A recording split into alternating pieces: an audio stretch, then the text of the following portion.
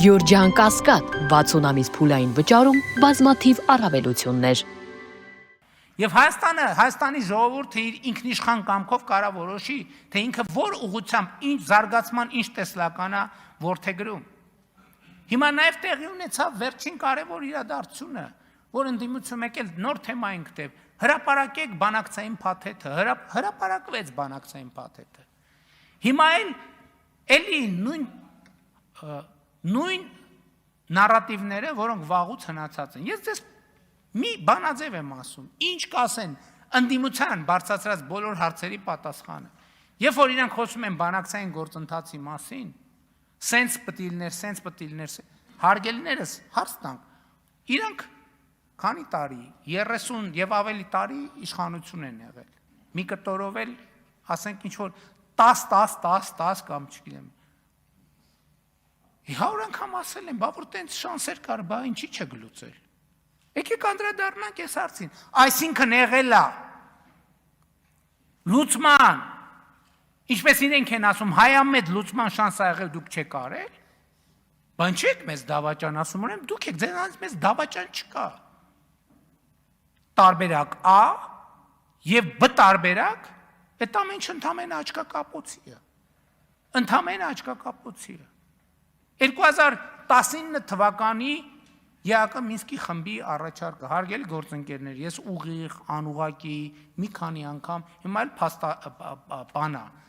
հրապարակված է, 100 անգամ ասել եմ, ես երբեք Հայաստանի Հանրապետության նախագահ չեմ եղել։ Այդ փաստաթուղթը սկսվում է, որ ներկայացվել է, մենք Հայաստանի եւ Ադրբեջանի նախագահներս, այսինքն դա ինչ է, այդ փաստաթուղթը ընդհանրապես ոնց է արել։ Ես երեք մի քննարկման ժամանակ ես արձանագրեցի, որ ես նրբությանը չեմ անդրադարձել, որովհետև ես այնքան շատ բանի եմ անդրադարձել, ինձ թվում է թե ամեն ինչի անդրադարձել եմ։ Այդ 19 թվի փաստաթուղթը ոնց է հայտնվել։ Այդ 19 թվի փաստաթուղթը հայտնվել է հետևյալ տրամաբանությամբ, երբ որ ես 2018 թվականին վարչապետ եմ դարձել, ես խնդիր եմ դրել, ասել եմ համանախագահների առաջ բոլոր, ասել եմ, ստեղ թղթեր կան լիքը, ես մի չեմ հասկանում, այս թղթերից որն է այս պահի մեկնարկային կետը բանակցային գործընթացի նախորդող շրջանի բանը ամփոփումը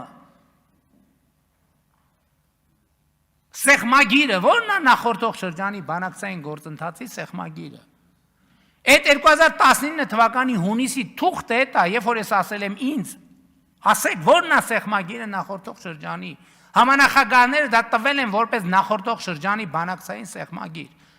Եվ այդ համատեքստում է, որ ես հարց եմ տվել, ասել եմ լավ, ես կարդում եմ։ Հիմա ինձ հետաքրքիր է ձեր մեկնաբանությունը։ Հիմա այս փաթեթներով կարա Ղարաբաղը չլինի Ադրբեջանի կազմում։ Որևէ այս մեխանիզմով։ Եվ հնչել է շատ հստակ պատասխան։ Այո, եթե Ադրբեջանը համաձայնվի։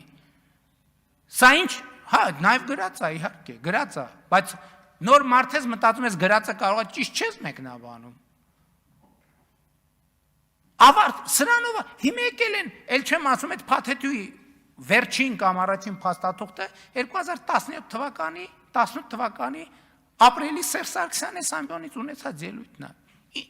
Վերջացել է այդ պատմությունը, չկա տարընթերցում ընդհանրապես բանակցային գործընթացի, չկա